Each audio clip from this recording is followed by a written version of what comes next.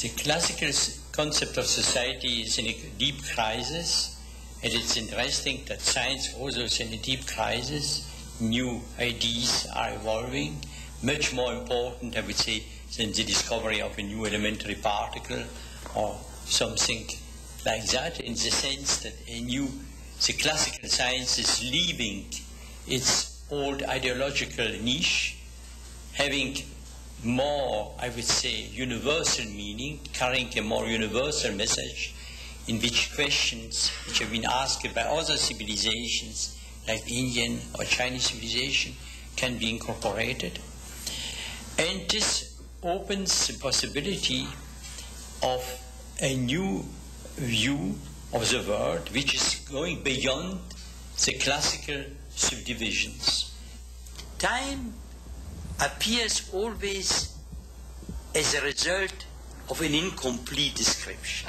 In other words, we now see a much more coherent universe in which all degrees of freedom of the universe are in some way connected.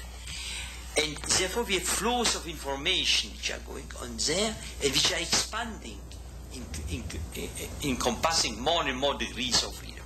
I cannot go into the mathematics of this, but I want to say it's a little like a universe of communication, that flowing out of information is not the same as recollecting information. The two directions of times, flowing from few degrees of freedom to many, or recollecting from many and trying to go back to few, becomes quite different processes. And that is already the end of the mechanistic representation, because in the mechanistic representation, to go from a point A to a point B is the same as to go from B to A. That's true for the interaction between the moon and the earth, because the moon is only speaking to the earth, if I can say so, and the earth speaks to the moon. But in the real world, there are so many degrees of freedom which are involved. It's like a multi-actor society. It is something where there's no unique chief who determines what everybody should think. And this type of universe is a universe with irreversibility in the broken time symmetry. So that is one aspect, is how to describe a universe in which we can never follow all the correlations, in which we cannot. We have to give up the idea of omniscience. And that is, of course, related to an enlargement of rationality. The classical rationality was a dream about complete knowledge. Now we have to accept that we are not seeing the world as perhaps God may see it. We have to see the world as being embedded in the world which we are describing.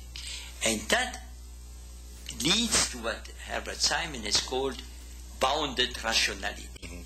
Bounded rationality in which we have to take into account our own embedding in the world which we describe. So I would say this leads to new problems, new very fundamental problems in science. There's a science of the incomplete, a science of what we know only to some extent.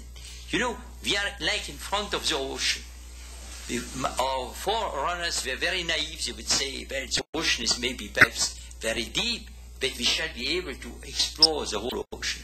Now we know we shall explore some layer of the ocean. But we cannot say that this layer means that the ocean can be replaced by the layer. There is still the ocean. So we have to give a good theory of the layer floating on the ocean, which is not the same as to have a universe which will be only related to this layer.